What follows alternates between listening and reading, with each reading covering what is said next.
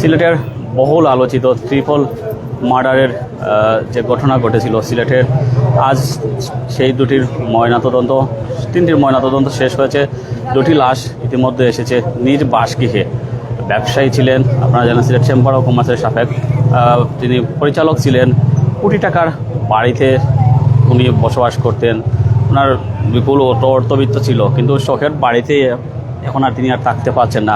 ঘাতকদের নির্মমতায়, নিষ্ঠুরতার বলি হতে হলো তাকে। এমন এক ঘাতক, যে ঘাতক আসলে প্রতিবেশী হিসাবেই ছিল, পাশেই থাকতো ভাড়াটিয়ে। সেই ভাড়াটিয়া ঘাতক, এবং কি সে রং মিস্ত্রির কাজও করতেছিল, এই বাসায় রং মিস্ত্রির কাজ করতেছিল। কাজের মেয়ের সাথে এক ধরনের সম্পর্কে জড়িয়ে পড়ে এবং তাদের মধ্যে একটা বাকবিতণ্ডা হয়। অবশেষে একজনকে আসলে সে বেছে নেয়। প্রথমে কাজের মেয়ে, পরবর্তীতে যে ওনার গৃহিণী আছেন, এবং পরবর্তীতে আব্দুল সত্তার যিনি প্রবীণ মুরব্বী পত্র এলাকা, তাকে গ্রেপ্তার করা হয়, তাকে আসলে হত্যা করা হয়। পরবর্তীতে তার যে আলামত দেখে আসলে সন্দেহ করে তাকে গ্রেপ্তার করা হয়। আমরা একটু জানার চেষ্টা করব যে ঘাতক যে বাবুল, যিনি একাধারে তার বাসায়, যার বাসায় থাকতেন তার সাথে আমরা একটু জানার চেষ্টা করবো, যার বাসা দায়িত্বে ছিলেন। আসলে আপনার বাসায় তো ঘাতক বসবাস করতো, তো ঘাতক যেদিন মার্ডার করে সেদিন আসলে কোথায় ছিল, আপনি কি একটু জানতে পারছেন কিছু? না, ঘটনা যে গতকালকে যে ঘটনাটা ঘটছে, ঘটনা তো আমি ঘুমতে গুটিয়া খবর হয়, আমার চাচাতো ভাই বাসা, আমার মিতালির চাচাতো ভাই ফোন দেখর ভাই ওলা আমরা মিতালির 3টা মার্ডার হয়েছে। তো আমি শুনিয়া আমি কেউ চা খাইয়া তাড়াহুড়া করি আইসে, আইয়া ভিতরে ঢুকি গেছে। আমি গেলে আশুসও দেখছি, বুঝছেন নি, কেন প্রশাসনে পরিচিত আসলা বিদায় তাই আমার ভাই আই অসুবিধা না। আমি ভিতরে গেছি, ভিতরে গিয়া মনে করুক আমি দেখি আইছি, দেখিয়া মানে একটা সুস্থ মানুষে দেখলে অসুস্থ হয়ে যাব এই অবস্থায়। পরবর্তীতে আমার ফানির পিয়াস লাগছে, এই দেখিয়া মাথায় দেখা মরে আমি গিয়া বাসার, আমার চাচার বাসাত গিয়া ঠান্ডা পানি খাইয়া গেছি। আমি ওই যে ডিফল গাড়ার আমার বাসার ওইখানে গেছি। যাওয়ার পর ঠিকাদার ভাই টেকা দেব কিছু, যেহেতু তার টেকা কাম করে টেকা লাগবে 10,000 টাকা। আমি বাবুলের তো টেকা ভাই আজকের টেকা দেওয়ার কথা।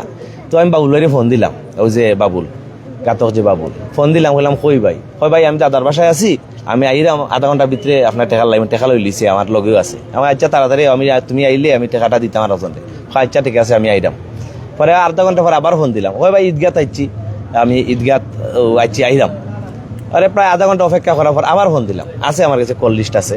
তো আবার ফোন দেওয়ার পর হইলাম, ভাই ও তো তুমি রে বাজে নাটক করার, ভাই তোর ঠিক না, ও তো সময় লাগে, আমি আরো জনে পয়সা দিতাম, তুমি এটা কি ভাই আইরাম ভাই বিয়া 2 মাস ফরওয়া, আমি তো বাগানের ভিতরে গিয়া তামাক কানিত লাগিয়েছিলাম ভাই, এই যে আপনার তো জানো নিয়েছি আমি, তুমি তামাক খাওয়ার সময় নেই এখন, আমি এখানে আরো জনে আমি টেকা দিতাম, তুমি ইয়া দিলে আইসে। পরবর্তীতে আমি আরো 20 মিনিট পর ফোন দিছি, ফোন ধরছে না। পরে আবার থেকে আমি বাড়াই গেছি, ঠিকাদার ভাই পরে আমি টাকা তুলিয়া দিব নে, এমন আইতো না, তালবা না করে। পরে আইসে দেখি বাড়ার সামনে আইয়া আমার কেফ খুলিয়া কেফের ভিতর থেকে টেকা দিছে। তো কিন্তু বেন্টিস আমি দেখলাম, কিন্তু আমি জিকারাম না কিতার লাগে, আর যেহেতু রঙের কাম করে কোনো গোসা টসা খাইছে এই অবস্থা। আমি হয় ভাই আপনার বাবির কন্যা আপনার যে টেকা কন জানো 2,000 1,000 করি আমি আপনার বাড়া ক্লিয়ার করাম। আর আমি ভাই আপনার আমার কাছে কিন্তু এর আগে 4,000 টাকা নিছে, 10 তারিখ ভাড়া দেওয়ার কথা কইছে, 4,000 টাকা নিচে নিয়ে কইছে 4,000 টাকা দিয়া কিস্তি তোলা লাগবে 20,000 টাকা, আরো জনে 5,000 দিব আর আমারে দিব 15,000 টাকা। তো 4,000 আমার আর 11,000 বাসা ভাড়া। পরবর্তীতে তো কালকে আমার বাসা ভাড়া দিল 11,000 টাকা আর আমার 4,000 টাকা, টোটাল 15,000 টাকা দিয়া। তো আমি বললাম রে ভাই মিতালি ঘটনা হয় ভাই, এটা খোল যাই দিল কিলা ভাই, 3টা মার্ডার করিল ভাই, হেও মাতের হয় ভাই, এটা তো শুনি অবাক লাগে। আমিও হই রে ভাই এই ঘটনাটার ভাই আমরা এলাকাতে অত সিকিউর এলাকার মাঝে এই ঘটনা হয়ে আমি মাতিয়া গেছি কি বাসাত যাওয়ার পর আমি একটু মনে করে গামি গেছি, একটু রেস্ট লইয়া পরে বাথরুমে ঢুকছি গোসল করাত। ওই সময় ইমন নামের আমার ছোট ভাই এটাই ফোন দিছে আমারে, যে ফোন দেওয়ার পর আমার মেয়ে ধরছে, ওইটা কইছে বাইরে তাড়াতাড়ি ফোন দিতা, ঘটনা তো উল্টা। পরে বারানি পরে আমার বাথরুমের আমার বাচ্চা নক করে, ইমন সাজা ফোন তাড়াতাড়ি ফোন দিতায়। আমি বাড়াইয়া আমি ফোন দিতাম, ওই সময় দেখি ইমন দূর মারিয়েছে, বারেক আর ইমন 2টা আইছে, ছোট ভাই তারা মায়া করি, তারাও আমরা কলোনির পাশের বাসায় থাকে। পরবর্তীতে মনে করুক তারা আমার ঘর ভাই বাবুল ভাইয়ের তো দূরে নিচ্ছে গিয়ে হাতের মাঝে বেন্টিস করা এর লাগি দেখিয়া পুলিশে দূরে নিচ্ছে গিয়ে। পরে তার বউয়েও ফোন দিছে, আরো জনের নাম্বার দি ভাই খানদের আপনার বাবুল ভাইয়ের দূরে নিচ্ছে গিয়ে তাড়াতাড়ি উকা। তো আইসে আবার পর করে গোবই সন্দেহমূলক 2টা যে করে নিতে পারে, আমারও নিতে পারে। যদি ঘটনা সত্য হয় তো অবশ্যই হে আসামি, আর না হয়তো আইব, এটা চিন্তা করে লাভ নাই।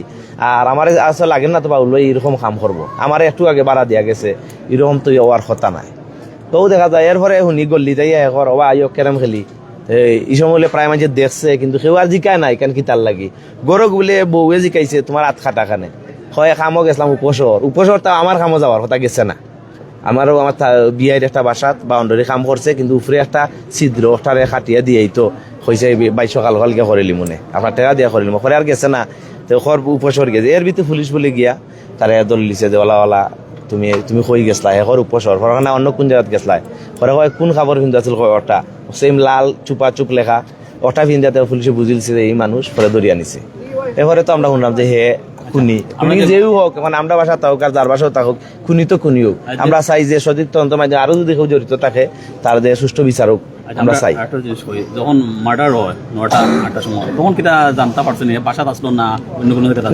না মার্ডার আমার 11টার সময় আমার চাচাতো ভাই জাহানে ফোন দিছে দিয়া হচ্ছে ওটা হচ্ছে মিতালিত এই সময় তো বাবুলের লাগে আমার যোগাযোগ না এখানে আমি ঘুমতে গুটিয়া খবর পাইছি পাই আমি কিন্তু ডাইরেক্ট নচ্ছি আবার পর বাবুলে ফোন দিতাম টাকা পাইতাম এই যে ঘটনা গুনিয়ে টাকা ফোন দেওয়া যেত আমার পিতা হয় না পরবর্তী আমার যে সময় আমার যে ডিপ কলর যে আমি গালারাম যে ঠিকাদার আমার খর ভাই টাকা লাগবে আমি মনে গেছি ইয়াবার বিষয়ে মাত্রাও আমরা পরে আবার ভাই আসলে এইরকম ঘটনাটাও আসলে মান্য নেওয়ার মতো নাই আমরা সিলেট তাও মিতালির মতো এলাকার পরবর্তীতে মনে হরে কাউ আমার মনে হয়েছে টেকারতা হইতে মনে হয়েছে বাবুলি যে টেকাইত স্বাভাবিকভাবে মারছে কোনো অন্য দিনে খেয়ে অস্বাভাবিক গামা টমা থাকে কালকে কিন্তু গামাও নাই কুচ্চুও নাই মাইন্ড ফ্রেশ মাইন্ডের মানুষ লাগছে দেখিয়া হে যেই ঘটনা ঘটাইব মানে আমি কইরাম মা তার একটু আগে দেখলাম আমার মাতিয়া টেকা দিয়া গেল হে ঘটনা ঘটাইব বিশ্বাসযোগ্য নাই পরবর্তীতে তো দেখলাম যে তারে এই অনয় যে চুরি দেখাইলো অনর মাঝে আছে এই তো আমরা করলাম যে হে খুনি এরপরে তো গেছি আমি বাসাত গিয়া তার বউরে আমি চাইছিলাম বার হইতাম গিয়া দিকে থালা মারা বাসা ওইটা হয়েছে বাপের বাড়িতে গেছে কি পরবর্তী আমরা কইছি যে আমরা যেও খুনি যেও এনাখানে আমার ভাই হইলো এর সার নাই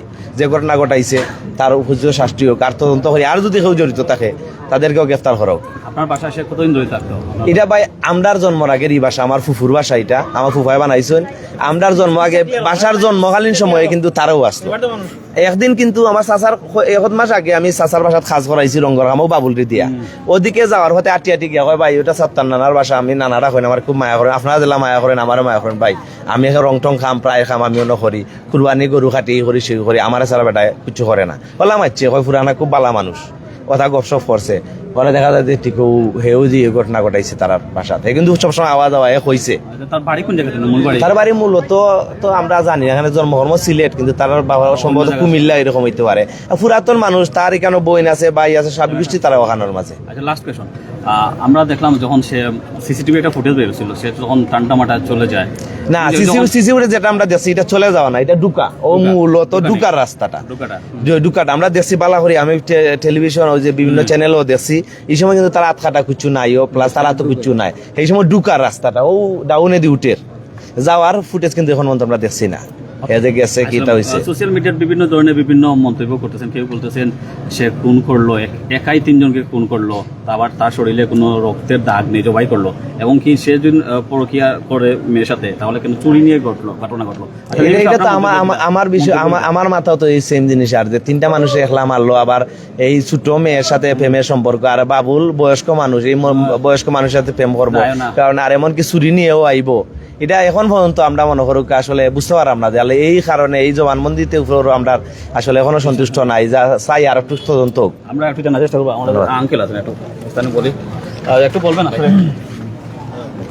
একটু কি ব্যাপারে না এই ব্যাপারে এরকম একটা ঘটনা ঘটে গেল আসলে আমার বাসা পাশে কিন্তু আমি প্রায় 10 বছর এখানে আমার যাতে নামাজ পড়ি আসা যাওয়া খুবই ভালো লোক তো কি এই ঘটনা যে কিভাবে হলো কি এটা চিন্তা করার মতো না আসলে আশ্চর্য ব্যাপার। আপনার তো চিনেন ওনাকে যিনি হত্যাকারী উনি তো আর ওনার তো শত্রু থাকার কথা না এরকম কোনো আমার জানা মতে নাই। তারপরে উনি যে আমরা সাথে নামাজ পড়ে আসা যাওয়ার পথে যে ব্যবহার করতো আমরা ভালো মন্দ সারার সবারে উনি খুবই ভালো লোক ছিল এটা বলার মতো না আর কি। তো আচ্ছা যেবার একজন ইতিমধ্যে গ্রেফতার হয়েছে যেবার যারা এই খুনের সাথে জড়িত আছে তাদের দৃষ্টান্তমূলক শাস্তি হওয়া উচিত কারণ এরকম যাতে আর জীবনে কোথাও কিছু না হয়।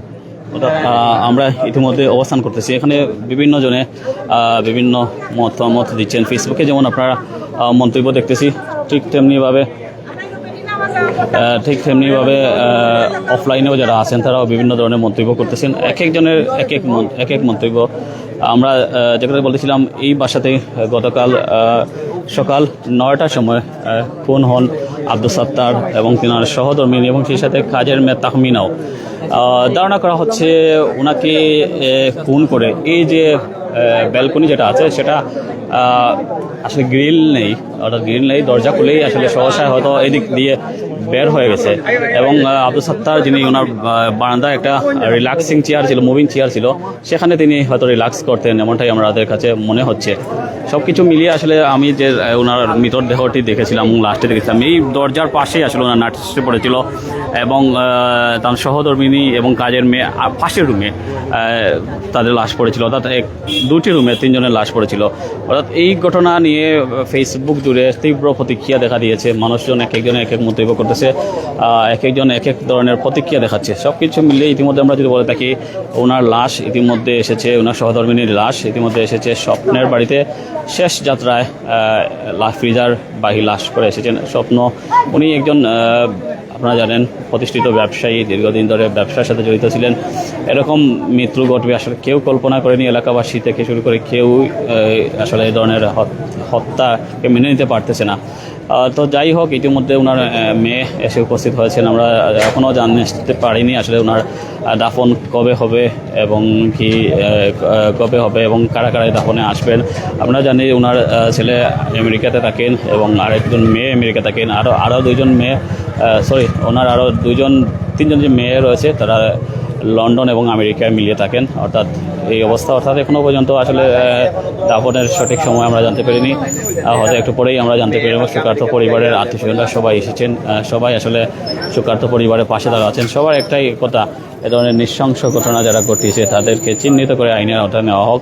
বাবুল যে রং মিস্ত্রি ছিল, সেখানে কষাই ছিল, তার সাথে যে কাজের মেয়ের পরকীয়া ছিল, সেটা কারণেই হত্যা করা হয়েছে, তারও যেন দৃষ্টান্তমূলক শাস্তি দাবি করা হচ্ছে এখান থেকে।